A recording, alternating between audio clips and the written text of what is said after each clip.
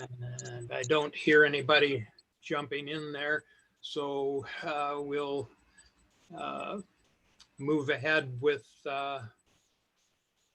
public hearing, GLUA 20-00046 and HR 20-00010, historic review for a major public improvement within the McLaughlin Conservation District to install a freestanding laminate sign within the McLaughlin Promenade Park. And for that, we need to read the, do we need the public statement on that, Laura? Because once again, I don't have it. I'm happy to read it. Laura, if you don't have it handy. That would be great, thank you. Okay. Pull it up here. Thank you, Kelly. Sure. It'll be my first time reading it. Believe it or not. Sorry, give me a moment.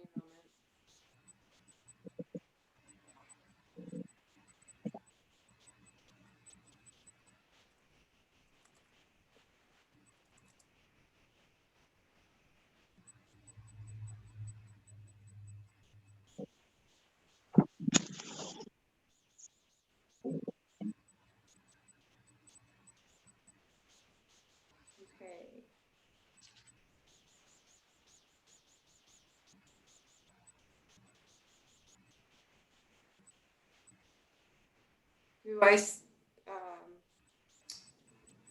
Do I begin with the criteria for approval of a land use action? Laura? No, I don't think that's part of the statement. That's Trying to figure out where it begins. It's not clear. If you wish to participate? No, that's for that. We will now commence public hearing on agenda item and then the criteria for approval. Okay. We will now commence the public hearing on agenda item 1 or HR 20-00010. Request for approval of a film sign on the McLaughlin Promenade. The criteria for approval of a land use action are contained in Chapter 17 of the Oregon City Municipal Code. The proposed development must comply with applicable provisions contained in the City of Oregon City Comprehensive Plan. Generally, unless otherwise noted, if a request is found to be consistent with the municipal code, it is considered consistent with the comprehensive plan. This doesn't sound familiar. If you wish to participate in this hearing, including challenges for bias or conflict of interest, you must make public testimony. We don't have any forms to fill out. So you can raise your hand in Zoom. Testimony will be taken in the following order. Applicant. Sorry, am I hearing somebody? Testimony in favor, testimony in opposition, rebuttal by applicant. When recognized by the chair, please give your name, address, and make your statement.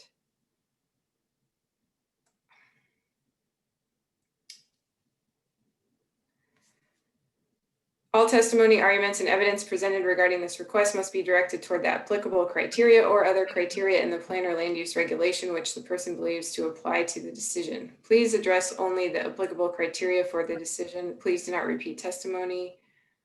An issue which may be the basis for an appeal to the Land Use Board of Appeals shall be raised not later than the close of the record or at the following the final evidentiary hearing. Such issues shall be raised and accompanied by statements or evidence sufficient to afford the commission and the parties, board and the parties an adequate opportunity to respond to each issue. Failure to raise an issue accompanied by statements or evidence sufficient to afford the decision makers and the parties an opportunity to respond to the issue precludes appeal to the Land Use Board of Appeals based on that issue. Failure of persons to participate in the public hearing, either verbally or in writing, precludes that person's right of appeal to the city commission or LUBA. Written testimony submitted prior to the hearing constitutes participation in the hearing. Failure of the applicant to raise constitutional or other issues related to the proposed conditions of approval with sufficient specificity to allow the decision maker to respond to the issue precludes an action for damages in circuit court.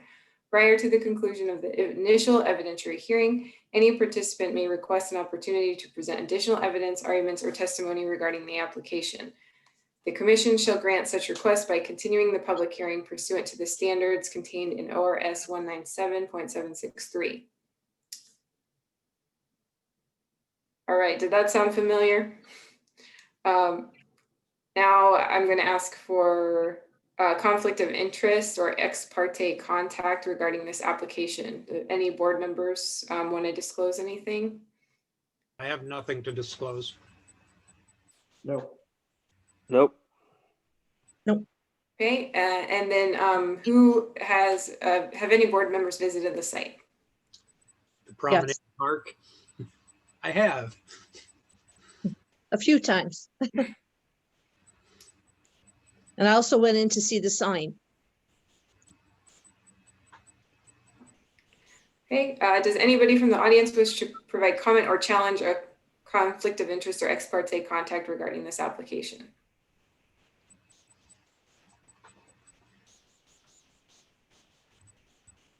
Okay. Okay, then we can move forward with staff report. Okay, I think the applicant, represented by Matthew Weintraub, has something to share. So I'll keep my staff report short. Because I think he'll have probably some better visuals.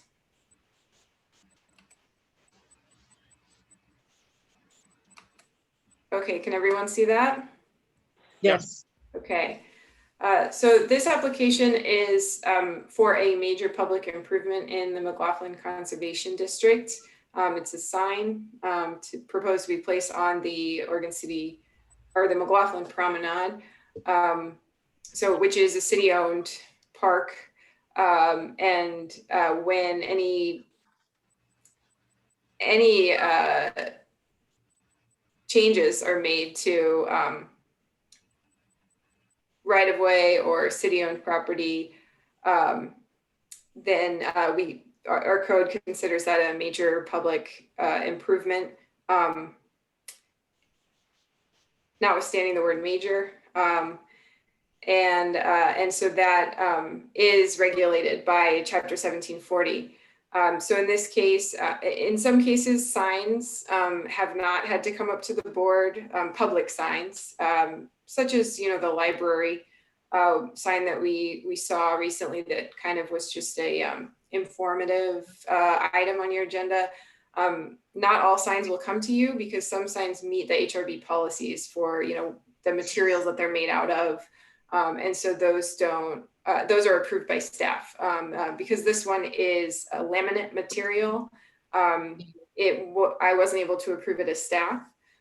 So it's before you for your review. So this proposal, there are 3 potential locations on the promenade and then an alternative location of the elevator. So here's a map showing the first 2 locations are between 2nd and 3rd Street. And we have some photos next. And the 3rd location is near between 4th and 5th Streets. And so they're all on the south side of the pathway, located away from the historic wall that along the edge of the promenade. So proposed location 1, kind of near this bench, proposed location 2, and location 3. And my understanding is that there are 3 potential locations because we know that the promenade is made of basalt.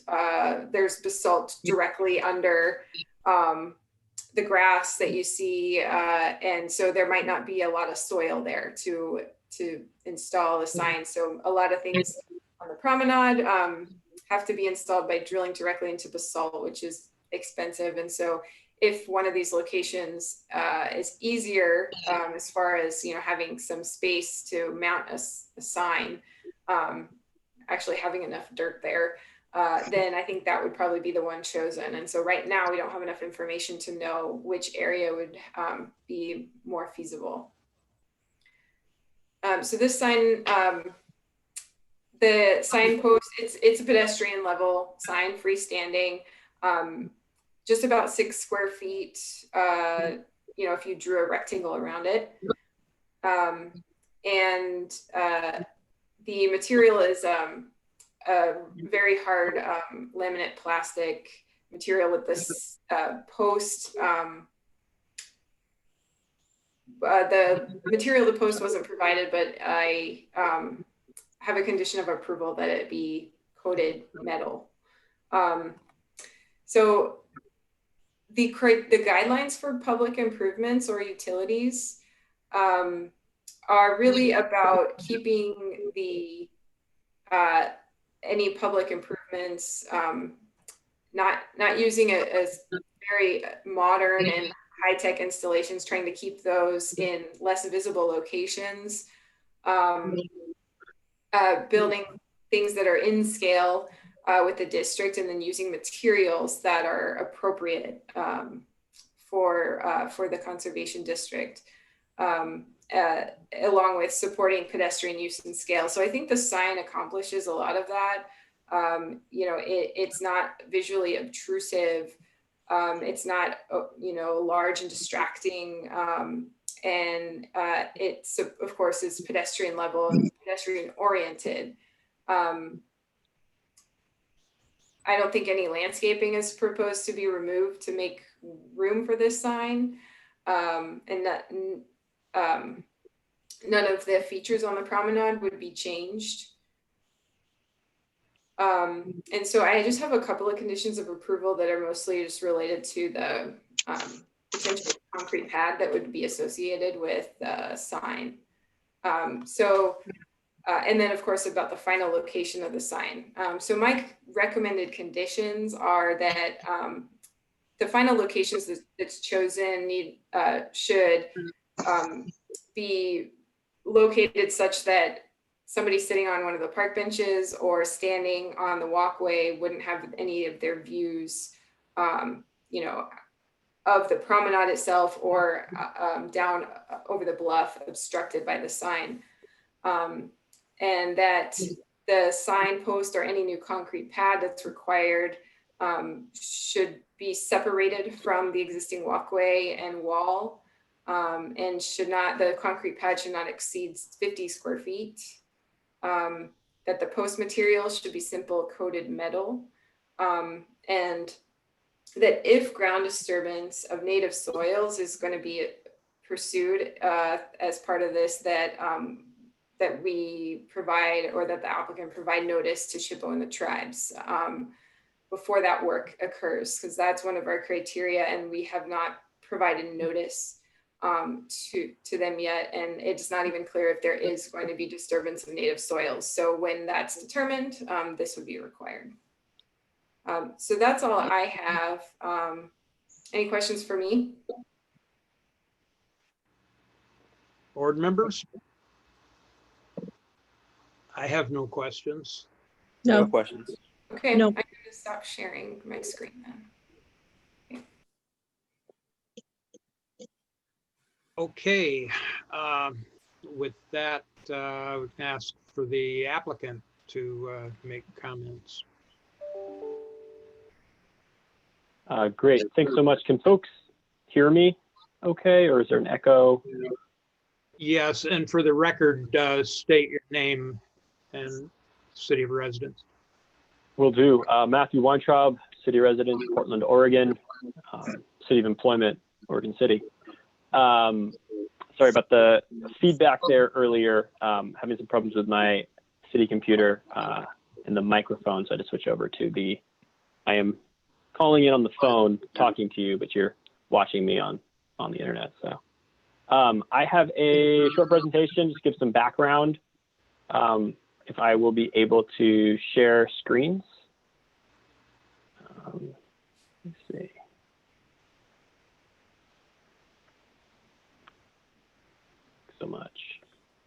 All right. Just going to give folks a little bit of a background on what of why we're coming to you with this appeal for a bit of context as well. And then I'll talk about some of the design criteria at the end. This sign is for the Oregon Film Trail. This trail, I guess, interactive trail is the result of a partnership from the Governor's Office on Film and Television, Travel Oregon, and cities and destination marketing organizations around the state. It features ongoing collaboration from a number of entities, over 20 plus sites, and looking to add several more around the state. But these sites will all commemorate films or TV shows shot or filmed in the state of Oregon as a way to increase visibility of this sector and promote civic pride and also promote tourism around the state and interest in our film industry. What comes next is additional trail sites or additional trail stops around the state, not on the promenade. I will re-stress that several times tonight, don't worry. An expanded digital presence online, an immersive program, and a statewide marketing initiative. Obviously, once we are in a public health situation where travel and marketing of travel can occur. As Kelly mentioned, the sign themselves, the post mounted, or is 2 panels mounted on a post, measure 24 inches, 19 and a half, and the secondary sign is 20 inches by 8.3 inches. There are some examples of existing signage in Astoria and Warrenton. Just to give a little bit more context there of buildings, of other structures, depth and perspective. So we've got some of the films and television shows that have been filmed here in Oregon City. This is kind of how we came about the text that is on the sign. And then we narrowed it down to Leading with Twilight because of its popularity and a few other shows. The budget, how we're paying for this sign, right, it's coming from the Economic Development Department here at Oregon City and the Oregon Made Creative Foundation. We have conducted some outreach to the Oregon City Parks and Recreation Advisory Commission and the McLaughlin Neighborhood Association, as well as now our Historic Review Board. I'll just skip over this. Kelly did a great job of kind of laying out our potential locations and why there are multiple potential locations at this point. So kind of here's another option of one. Just as a heads up, if this were to be chosen, we would also look to resod some of these brown patches around to provide a little bit more aesthetic appeal to the promenade. So there's option 2, option 3. It was a spooky morning when I took these pictures. And here is the elevator option. This is where we would potentially look to place it in the elevator, although there are concerns about drilling mounting holes in the elevator. And given that there is a tour, looks like Denise has entered the waiting room. Folks, okay with me admitting her? Or I don't need to? Great. Just because there's existing signage, there's lenticular prints, and there's an informational kiosk. While the visitation is high, it's very busy already. So it's definitely not a preferred location. Furthermore, the promenade itself was actually where several of those TV shows were filmed, which is why we are hoping to install the sign there. Just some additional pictures of kind of what the sign looks like, a little kind of 3-dimensional angle, and a little behind the scenes of what one of the offices in the Economic Development Department looks like for fun. That is all I have as far as slides right now. Just kind of want to point to a few things for the board for your consideration. One of the reasons we are asking, I guess, for this process and I guess for your approval here, right, is we believe that the signage is aesthetically appealing. The custom high pressure laminate, it appears to either be wood or metal from a distance. It's incredibly sturdy. We believe the general look and design of the sign not only does it not detract from the historic nature of the site, but actually we believe it buoys that. And also the custom high pressure laminate is incredibly weather resistant, more so than wood might be. And also it's more vandalism proof than wood or metal. It's incredibly hard to break that, harder than a wooden sign might be or a metal sign. And one of the concerns that our Parks Department had here was actually graffiti. And several other jurisdictions have had robust success in easily removing graffiti from these signs where they've occurred, much more so than on metal. So we think that it will actually kind of boost the pedestrian usage of the site. And I guess I'll pause there and allow if board members have any questions for me. I have no questions. No questions. I think you did an excellent job of explaining it. Thank you.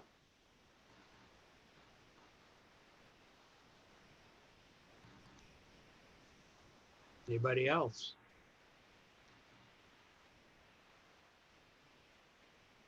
Okay, have the board members read the public comments that were given to us by email? I have read them all. I have. So Ray and Claire, you have your microphones turned off. I have. Okay, I have also. I can hear you now. Okay.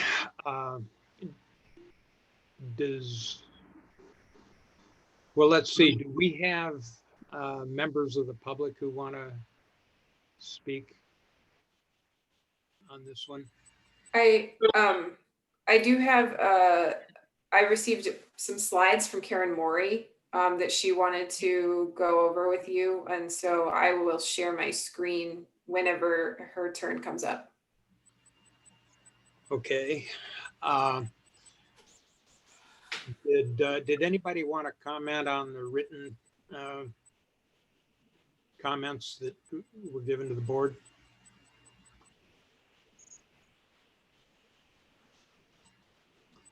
Okay, in that case, I guess we'd like to hear from Karen. Okay, and I have to apologize, any noise in the background. This is my third Zoom meeting of the week, and I'm letting my poor son actually cook his dinner tonight. So if you hear the microwave, oh well.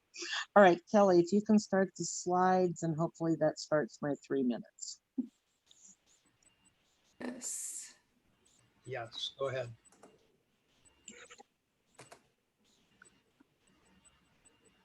Okay, the first thing I just want to do, I want to keep this narrow.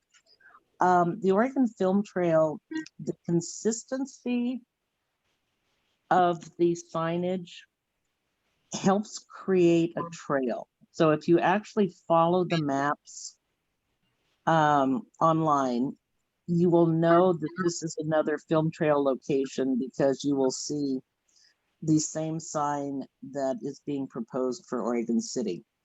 This first sign is at the Athena Theater at the 1901 Jacob Betts building.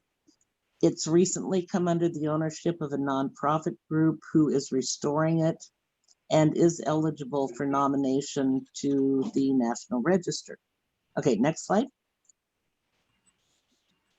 This is a sign for the Goonies outside of the Captain George Flavelle House.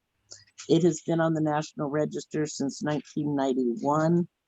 There's an additional sign at the Oregon Film Museum in front of the 1913 Clatsop County Jail, which has been on the National Register since 1983. Third, this is a sign for Stand By Me. There are 3 signs in Brownsville. One is on the Lynn County Museum, which is in the Old City Hall. Another is on the Brownsville Railroad Depot. A third one, oh, and the site in Brownsville includes the 1881 John Moyer House, which has been on the National Register since 1974. Next. This is for One Flew Over the Cuckoo's Nest, and I love this one. This is on the grounds of the Oregon State Hospital, which is a designated historic district and was added to the National Register in 2008. The sign on this building is one of the oldest buildings in that district, which now houses the Oregon State Hospital of Mental Health. Next. These are 2 of 5 signs at Akola Beach and Indian Beach. This area includes a Native American archaeological site and has been on the National Register since 1997. Signs in the park include signs for Goonies, Twilight, Point Break, and Kindergarten Cop. And honestly, you know, the promenade was set aside by Dr. McLaughlin and was a dirt path with a scary bluff until the WPA project in the 1930s. These concerns sometimes, as we look at what we add to an historic district, is this historic enough? Enough is hard to define. Reviewing the staff report, the fact that metal signs are permitted, and this has the appearance of a metal sign and is probably more durable, tells me that we are not detracting from the history of this site, and the fact that many other historic sites in the state have installed this exact sign. I really, really recommend that you consider upgrading the construction of the sign. And Claire, shut the dog up. I have no personal, okay, I do have one personal recommendation on the location. I would prefer it be outside, not inside the elevator.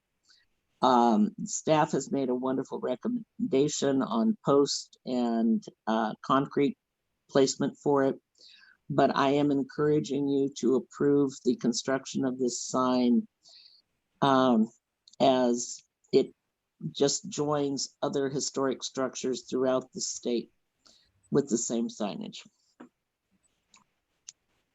That's it. Anybody have any questions for Claire or for Karen? No questions? Thank you, Karen. Is there anybody else waiting to speak on this?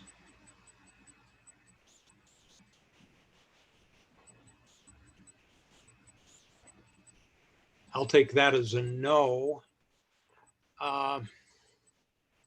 So with that, we will close the public hearing and move to deliberations.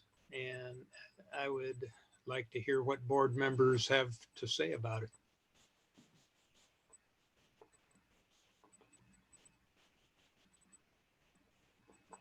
Somebody start. I like it. I think it looks good, and I think the materials are appropriate. And I like the proposed outdoor locations, I think. Claire? I'm sorry for my dog. She's my alarm if I hear something outside. I can see the good of putting it, you know, along the bluff there, but I kind of lean toward at the top of the elevator, but not on the wall. And I'm not sure exactly, you know, with the McLaughlin Neighborhood Association, their suggestion, but putting it out, you know, on a pole, you know, outside the elevator, I think you'll get more people, you know, seeing it than along the bluff, because not everybody walks along the bluff. But I guess if they know that it's there, it might get them to walk along, the promenade. So I could go either way, but I'm kind of liking it over by the elevator. That's just my 2 cents. By the elevator, but not inside the. Yes. Yeah. Yeah, I- just I- because I think it has better exposure there. hmm Yeah, I agree. Ray, I think you were trying to say something. Well, I agree with Claire. I think it'll be harder. It might be harder to find inside the elevator. I'm not happy with what putting it inside and drilling of holes into the elevator. Yeah. Doesn't really excite me. But I think having this along the promenade will also bring about encouraging people to add Oregon City to this list of the movie trail, so it could incite tourism not only for us but for the entire state. That adds these to their either districts or to different areas. But I think I'm excited. I like the idea. I'm all for it.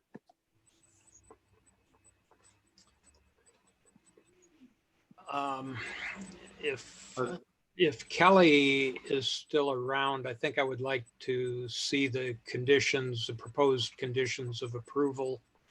Sure. I'll share my screen again.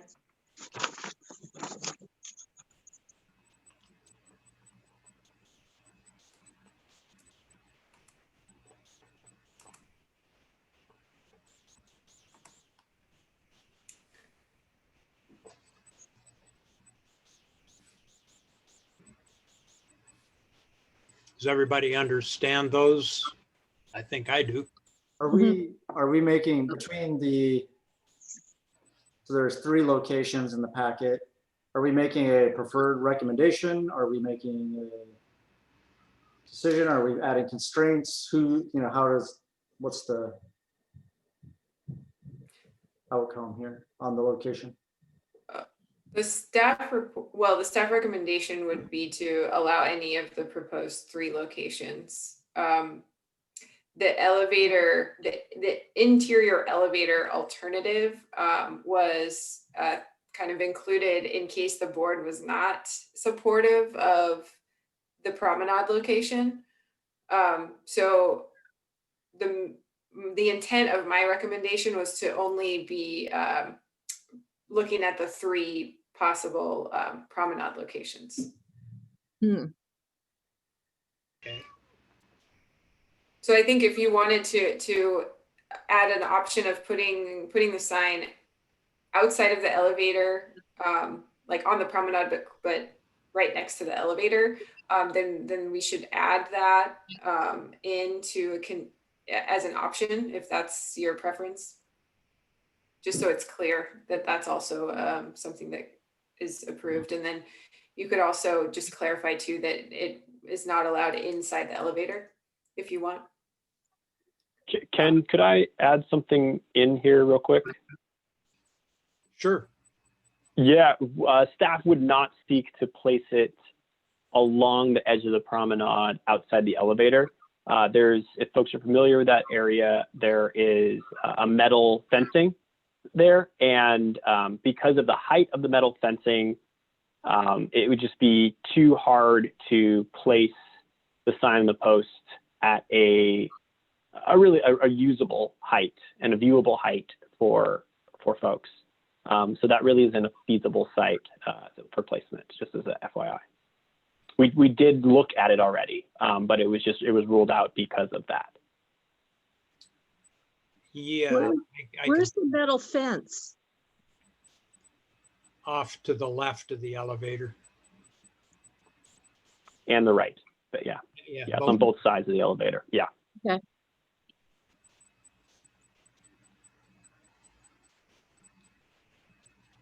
So Claire, was that where you were thinking?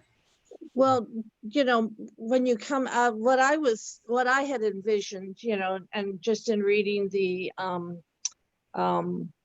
letter from the McLaughlin neighborhood is that, you know, as you came out of the elevator, that it would be, you know, somewhere in your vision as you walk out of the, you know, that pretty wide expanse that's the entrance to the elevator.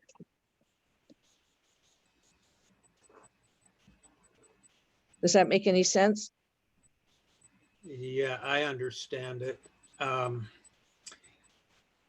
If the intention is to have the signs placed where the viewer sees the sign and the location of the film at the same time, then that location is kind of limited. Okay.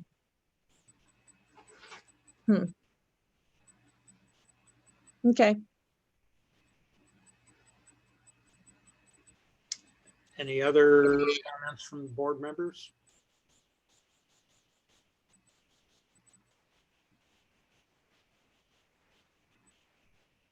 In that case, I think I would like to hear a motion.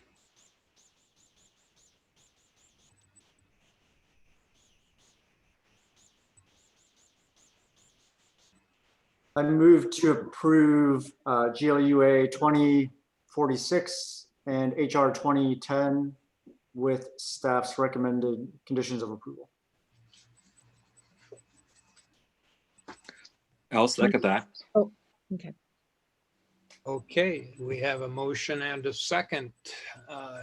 Kelly, can you pull the board members? I can. Board Member Met, Aye. Board Member Stobie, Aye. Board Member Blythe, Aye. Chair Basinger. Aye. Okay. Motion passes. Okay. And we thank the applicant, and we'll move along to item 2 on the agenda.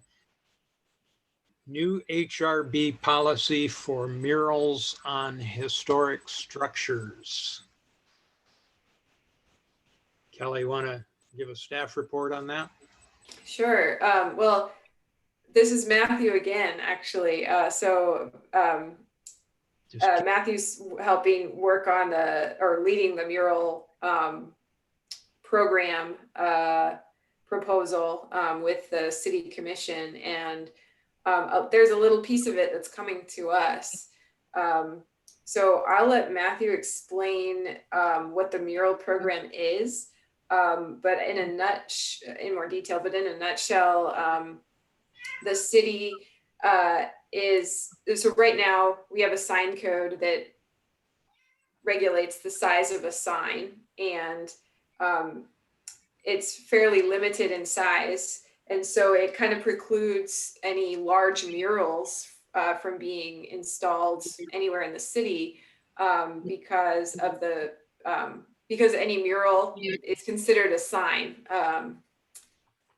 even if it's just a picture.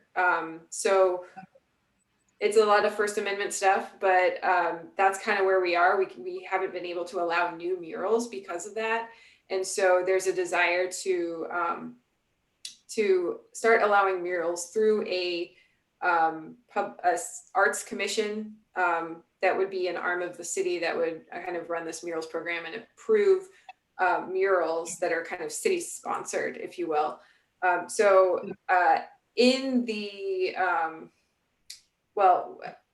with anticipation of murals potentially being proposed on historic buildings, designated structures, we would like to adopt a mural policy or HRB policy regarding murals to really let people know and clarify when the mural has to be approved by the HRB as well as the Arts Commission.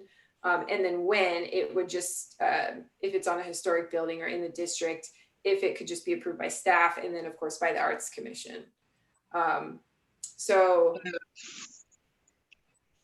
Sorry, I thought I heard someone speak up. So I'll let Matthew explain more what the mural program is, and then I can talk to you about what our draft HRV policy might be.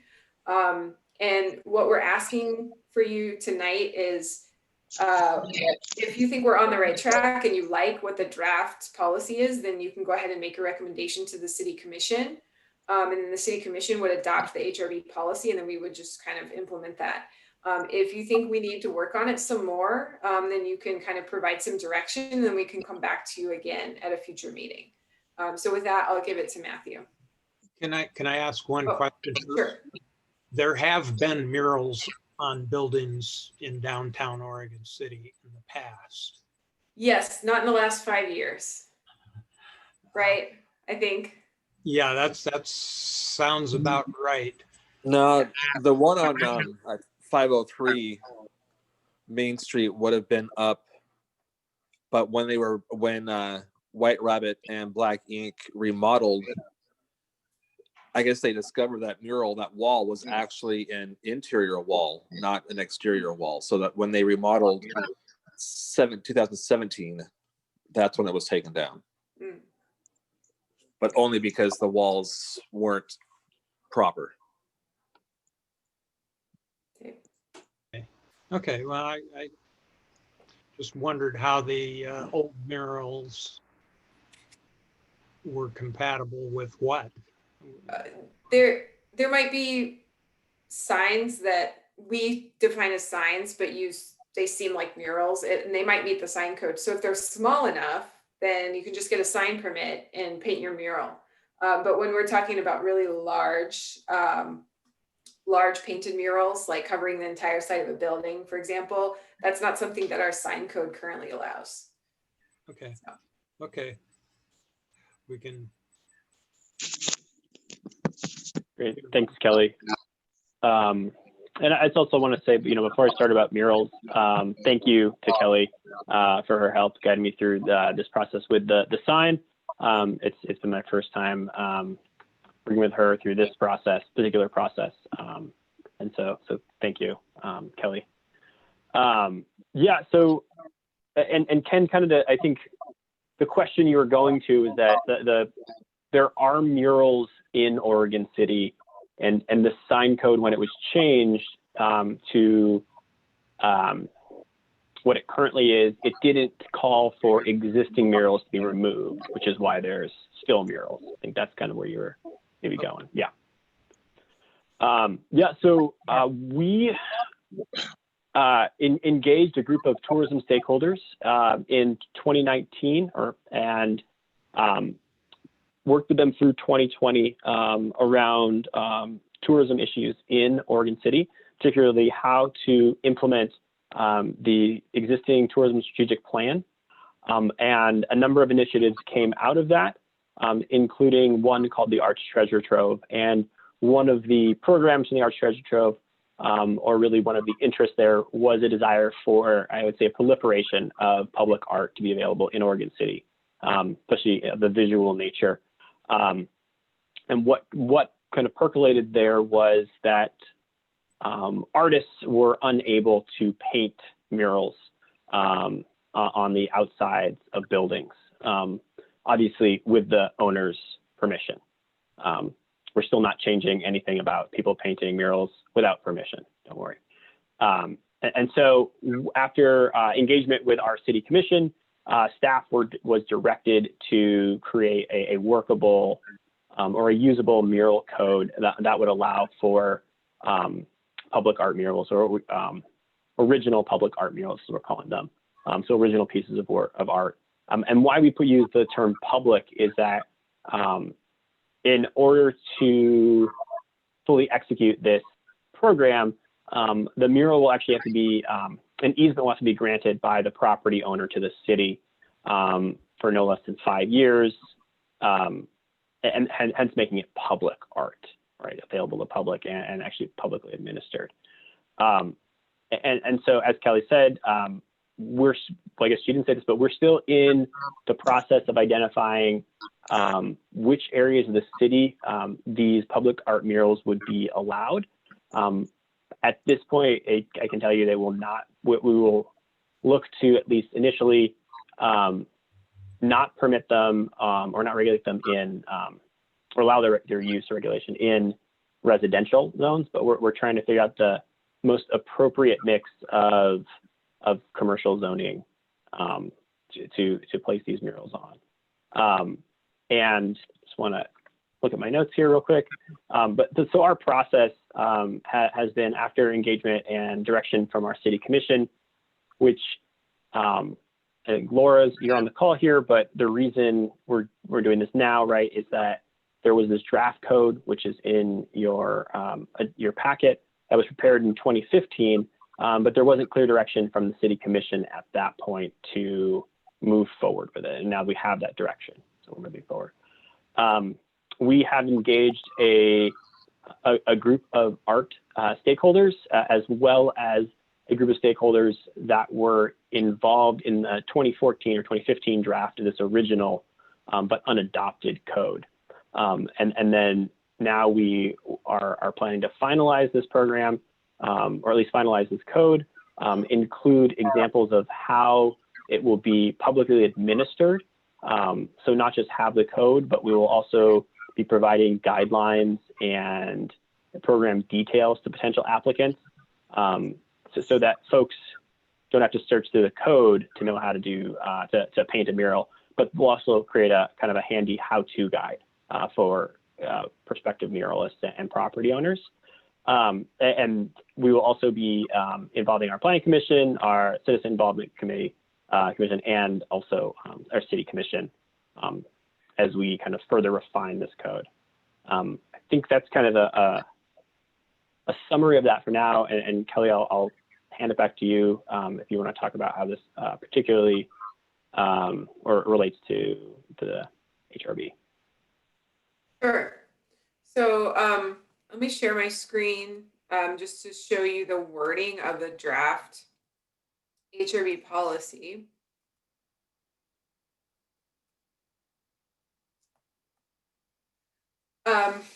So anticipating that there will be folks that come up with mural ideas and proposals on historic buildings.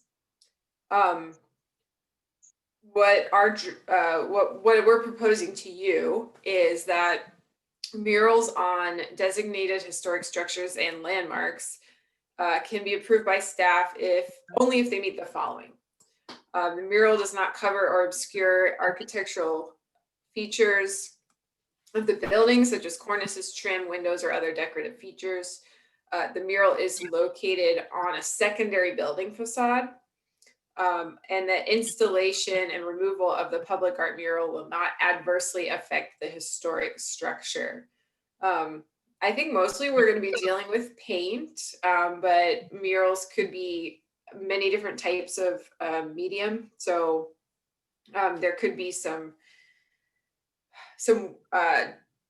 actual changes made to building, things drilled into the side of a building, for example. And so we want to make sure that they won't be adversely affected. So all that means that if a mural is proposed on the primary facade of a structure, then that would require review by the HRB. And that murals on non-designated structures in McLaughlin are not subject to HRB policies or regulations. So those wouldn't be regulated at all. So we're only talking about designated structures in McLaughlin, everything in Kenema, and landmarks throughout the city. So any feedback on this draft policy? Well, a question about the definition of a mural. You mentioned that it could be in any number of different media. Does that include the plants growing on the side of the Singer Hill Cafe? That's a good question. I don't know if that's a designated historic structure, but. Well, and this wouldn't apply to existing murals either. So if it's already existing, they don't. My understanding is that we wouldn't be reviewing those.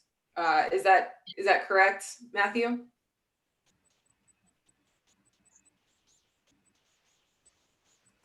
Sorry, got to unmute there. Right, we would not be reviewing existing murals. So I have thought about this exact question, Ken, because there is a very prominent mural on my commute home that in Portland that does incorporate plants as well into its artistic design.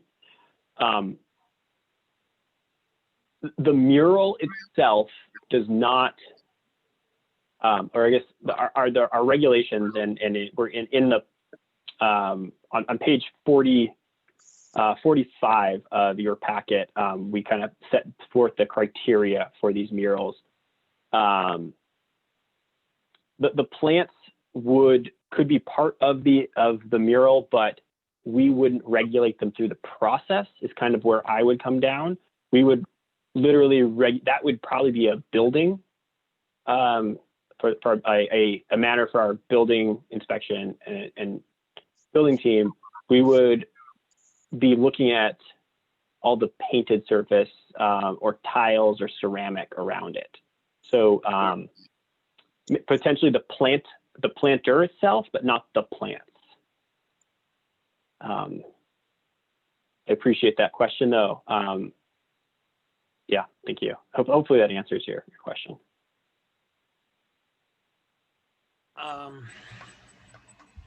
Are there other members of the public wanting to speak on this? I would like to say something. This is Thelma Hagen Miller. I spend a lot of time in Oregon City, even though I don't live there.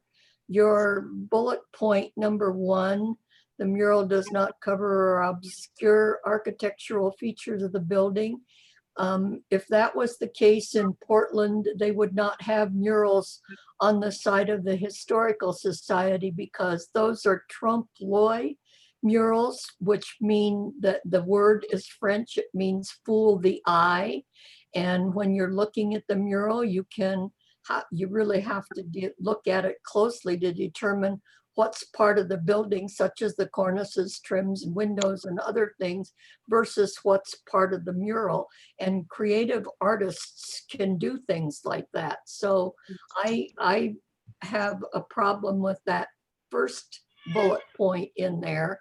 And then I kind of agree with you, Ken, that there should be a definition difference between a mural and a sign.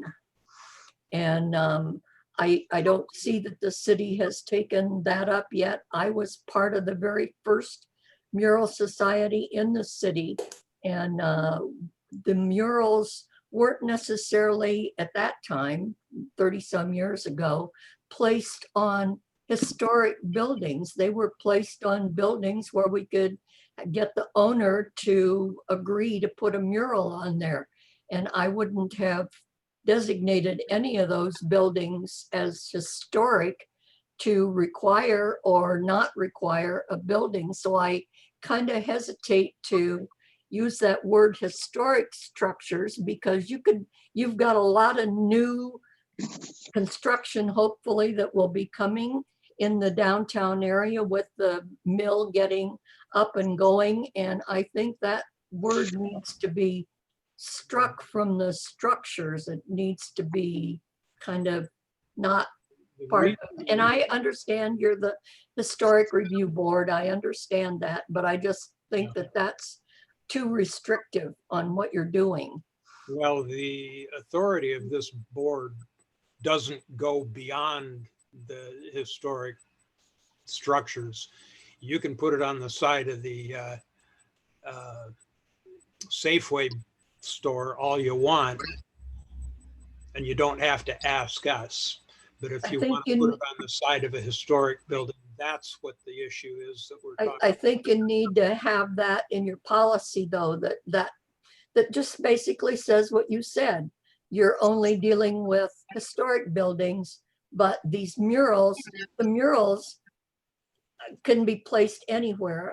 And that's why I say they need a definition of a mural versus the definition of a sign.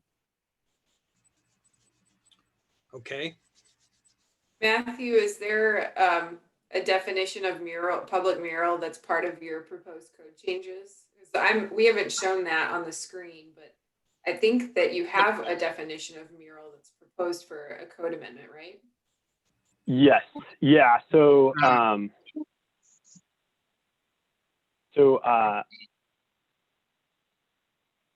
trying to find here where in it that, yeah. So, a public art mural would mean any original two-dimensional work of visual art comprised of paint, ceramic, or glass tiles, or tesserae, hope I pronounced that right, metal, executed by hand directly upon or affixed directly to an exterior wall of a building where the work of visual art has been approved by the Arts Commission or staff and accepted by the city into its public art collection pursuant to this chapter. And we do have a definition of a sign in there as well. But, I think some of the feedback we received in our listening sessions with the arts community, and a bit to what I'm hearing tonight, is making those definitions clearer and also elaborating on them in a way that is not necessarily city code, so that they could be more approachable to folks, and just to get that basic understanding. That's something we will be working on as well. Perhaps there needs to be a definition of a historic structure. Yeah, and we have that in the code already. And so the board would be only looking, so I think the way the process would work, and Matthew, you can correct me if I'm wrong, but the Arts Commission, a mural's proposed, the Arts Commission needs to have a public meeting to review that and approve it. And before the Arts Commission would approve it, if the mural happens to be on a designated historic building that has been designated by the city, so there are several hundred in the city, then before the Arts Commission makes their decision, the Historic Review Board might have to review it too. So this policy just explains when the Historic Review Board would have to review it and when they wouldn't have to review it themselves. Yep, that's correct, Kelly. Yeah, I can imagine kind of like one of those process maps. If yes on historic building, then it comes to HRB. If no, Arts Commission, right? And then if you all reviewed it and approved it, then it would go to the Arts Commission. Hi, this is Laura. I just wanted to clarify one thing, which is that if you meet the HRB policy, then it doesn't need to go to the board. If you don't meet the HRB policy, then you need to go to the board. So Kelly would be able to approve it as staff, so it wouldn't have to go to multiple commissions if it complies with the policy. Sure. That's a good point. The example, Thelma, that you brought up with on the side of the architecture center, the architectural center in Portland. That sounds like a really cool mural, and I want to go look at it. But that would be something that would then probably end up going to the board, potentially. But the board could still approve it, and then it would go to the Arts Commission. So we're not saying that the architectural features cannot ever be obscured. We're just saying that if that's going to happen, then the Historic Review Board needs to take a look at it first. It's the Historical Society, not the Architectural Society. Okay. In the city of Portland, it's on Park Avenue at the park blocks.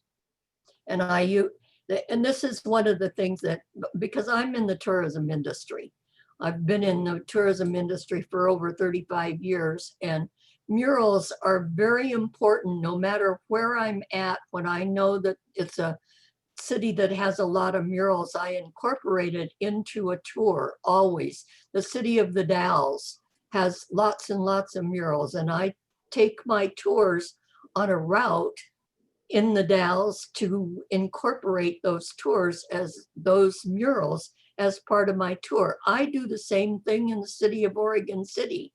And so I point out those murals, not necessarily the historic building, but the murals themselves are the draw for the tourists. I'm sure that's true. Okay. Any board members have any comments here? I do have a comment, but go ahead, Grant. I was gonna, is there any differentiation between residential and commercial structures in the rest of the policy, or did you consider putting that in the HRB policy? I think the intent is to, and I'm sorry that we don't have a map to share with you, but I think the intent is to not allow murals on residential structures at all. So the program would only apply to to non-residential buildings. Yeah, I will fall on the sword. That is my fault for not having a map ready for you all yet, or for Laura or my boss. But yeah, as Kelly said, the intent is that no murals will be allowed on single-family dwellings, unless they are a mixed, and none on duplexes or multifamily dwellings unless they're a mixed-use building.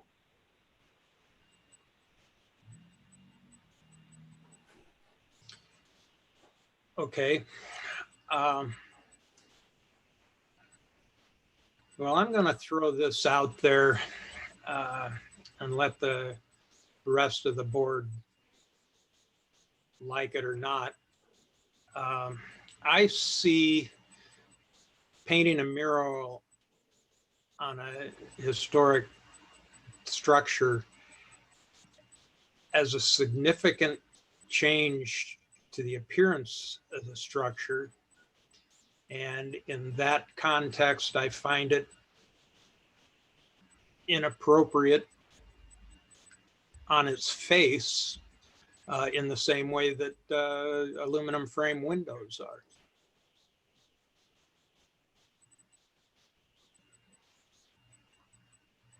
Anybody else?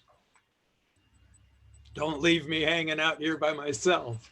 It's an interesting question, but if you're talking about a historic commercial building that has a plain side, without windows, it's just a brick facade. I don't know. I think there's a lot of examples of where it's been done, whether with approvals or not. I don't know what if we have any examples of other jurisdictions, what the policies are for this, for other historic designated structures or districts. Yeah, and the conditions of approval that Kelly posted up there said that they would be allowed only on a secondary facade. So I understand and appreciate that.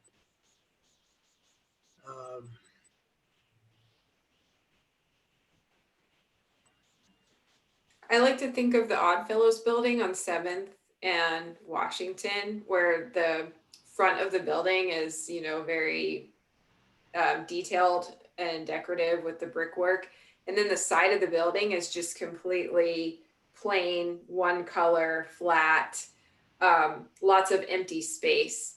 And so that, I think of that building as a perfect example of this, where like, if for whatever reason they wanted to put a mural in the front, the board would be reviewing that. And if they wanted to put it on the side, and it was just paint and they weren't, going to be poking holes in the building, then it would be, I could just sign off on it and it would go to straight to the Arts Commission.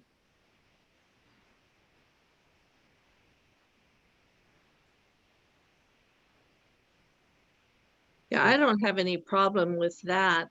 I've gone through several different communities that have,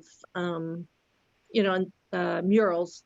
One that comes to mind for me is Eureka, California, and they have quite a few different murals, and they are on secondary facades.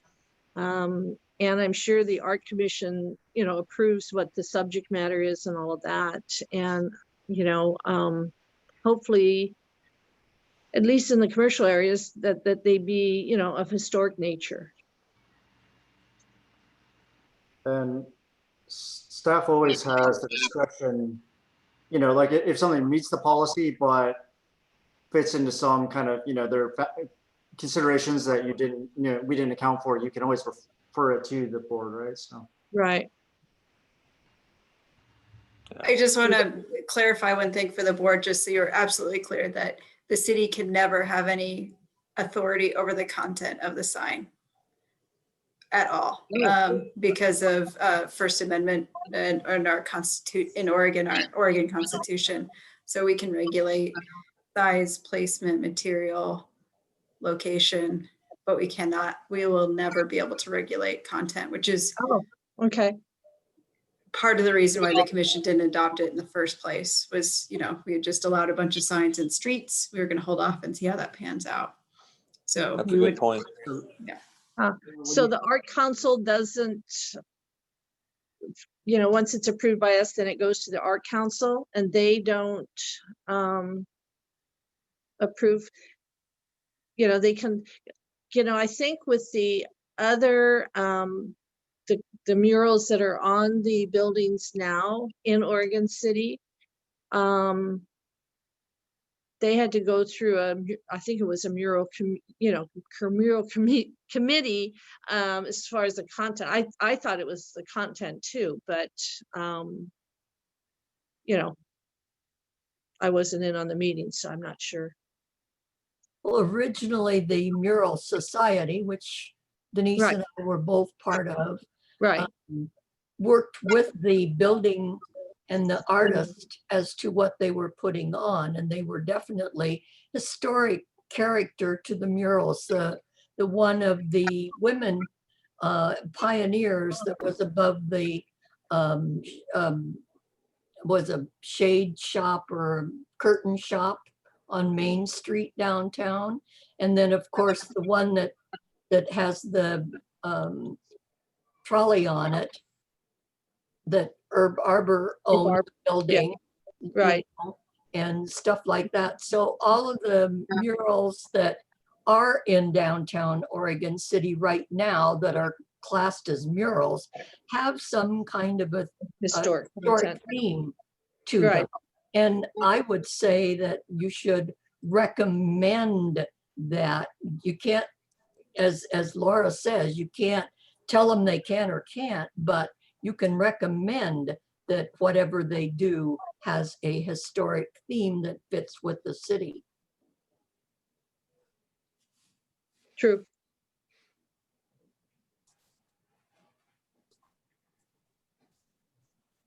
Laura, when you say content, you know, so obviously we, with other HRB decisions, we do specify materials, sometimes colors, sometimes, you know, other aesthetics, but not necessarily, you know, political messaging or the meaning or a substance, you know, behind. Do we have that ability to put restrictions on it in that sense? no, just what's listed in the mural code itself, aside from HRB, limits materials and things like that. And this policy further refines for murals on historic buildings, things like placement. So we like to think about sign regulation as if there's a butcher paper over the sign itself, and we're just looking at, you know, massing, size, placement, height, location, things like that. So from that sense, no, you couldn't say like, don't use the color red or anything, even though it's not specifically the content. Ray, I saw you were trying to say something a minute or two ago. And I was just agreeing with what Laura said, and Okay. the comment on the First Amendment. So that's pretty much all I had to say. Thank you. You must have made a noise, Claire, because it lit up your window. Huh? Oh, Your window lit up. I thought you had something to say there. Whoop, we lost Claire.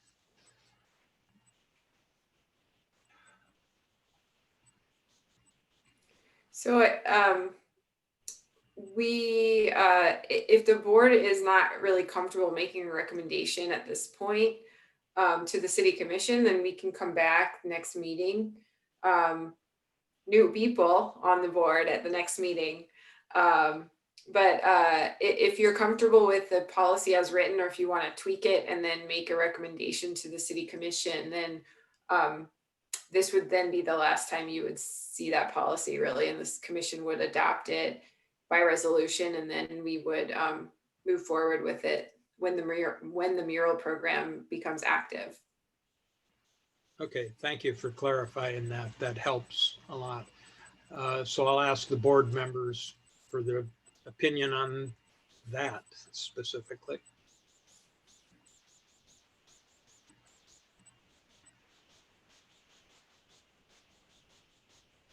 Ray, Claire? I feel pretty comfortable doing, approving it tonight. Would you feel that way to the degree that you would make a motion? Well, I wanted to hear what some of the other board members. Okay. Grant, what's your thought? Well, I guess I don't, this is, one issue I don't feel very educated about or know if there's any, guidelines nationally or otherwise on how these sort of things should be treated or what policies are placed, in other historic areas. Generally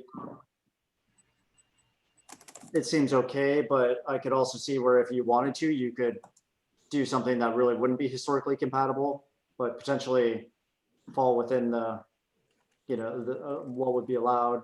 Not that I think the general person that owns a historic or designated structure would, want to do something that would detract purposely, but do you ever see the grape colored house in Dundee? yeah, Yeah, it can happen. right. I haven't been through Dundee since I was a kid. I'm not seeing any, there aren't any preservation briefs from the National Park Service regarding murals on historic buildings.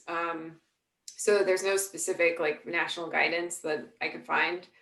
That said, I'm thinking about all of the, I think we call them ghost signs, where, you have a historic building, and, when you start to remove the layers of paint underneath, you find, a historic, a sign or a mural that was associated with a business that once was there. So, that's the only thing I can think of as far as, and there is a guide, there is some information from the National Park Service on kind of unearthing those ghost signs and exposing them. But that's really the only thing I can think that's tied to this topic. Yeah, those are already there, and I would see them as part of the history of the building. Mm-hmm. Ray, do you have anything? I'm not sure what I can add to this. Like Grant said, I don't have, I'm not well educated on this topic. Okay. Tried doing some homework on it, but I'm not leaning one way towards or the other on this one at this point. Would it be helpful to, or would it be helpful to know more about what how the Arts Commission would work and what their criteria are, to better, Would that information help you make a decision on this? Probably would, but So I think one option is, Matthew, when you have that nailed down a little bit more, because I think you have that's kind of all in draft form. So maybe when that is better defined, we can come back and share that, how the Arts Commission's process and criteria for approving murals. And then maybe the HRB would feel a little more educated about the issue. Yeah, certainly. I'd be happy to do that.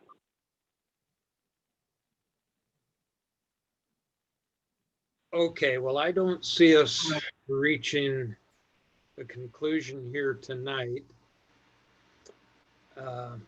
Grant, you're going to be here next time. Ray, you may or may not. Thanks, Ken. Claire and I, well, we're kind of We're riding off into the sunset. mastered. I hate to punt, but maybe that's the thing to do here. Well, is there anything else other than what I mentioned about the Arts Commission? Is there any other information that would be helpful, Grant or Ray, when we come back? Yeah, I think detail on how the Arts Commission will work. Any other good examples of how this is handled elsewhere? If any, if we find any good examples of policies that have been in place and successful, maybe. I agree. Good point. Okay. And I just wanted to add a couple things. One, so attached to your agenda, you had the draft code, which explained how the Arts Commission would work. So it sounds like Matthew's saying there's going to be some tweaks to that, so we can come back with that.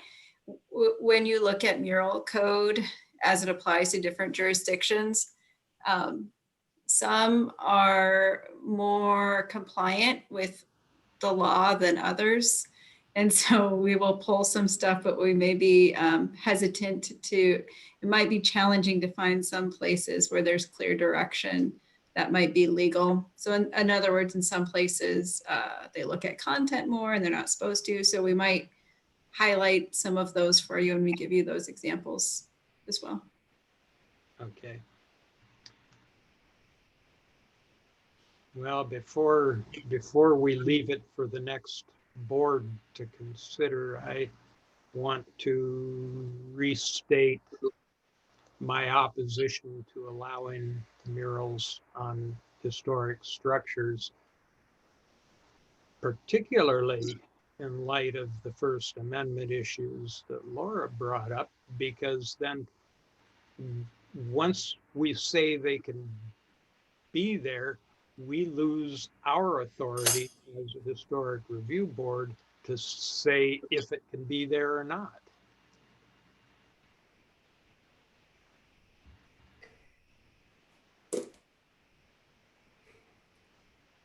Maybe another thing I can do is when Matthew has a map of the zones in the city where the mural program would apply, I could pull kind of a list of all the historic commercial buildings that are in those areas so that we know kind of what buildings we're talking about, really, that would even have the opportunity to have a mural. And that could be. Well, that's a pragmatic direction for today, but tomorrow things will be different, next year, next decade. Historic preservation ought to be timeless. And just because we don't see a threat to it compromising the historical integrity of the buildings that are designated today doesn't mean that buildings 10 or 20 years down the line that become designated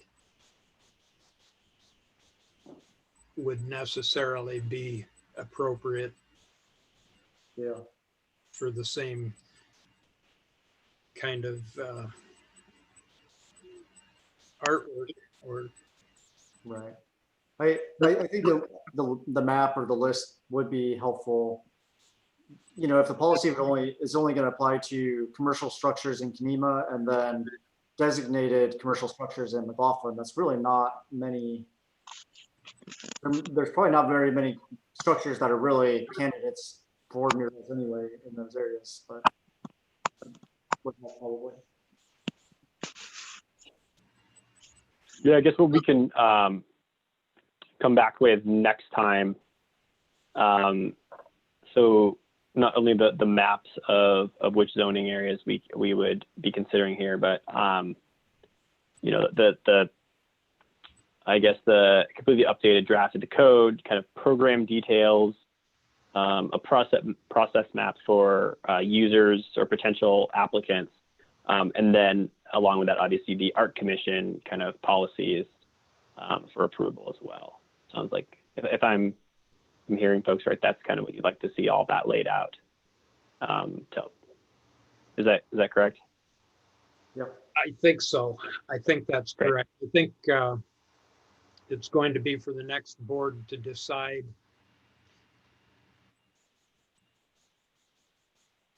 if we all agree on that. I think so. Thanks for your feedback on that. Helpful. Okay, so we agree that we're going to table this discussion for tonight and with additional information at a future board meeting, take it up then. Board members agree? I agree. Agreed. Okay. Thank you, everybody, for your help on that one. Item 3 on the agenda is design advice for new construction in Kenema at 616 4th Avenue.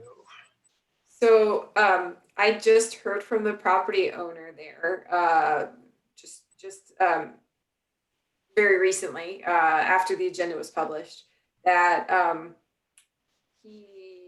he's changed his plans and he's going to stick with just the one house that you all already reviewed at this point. And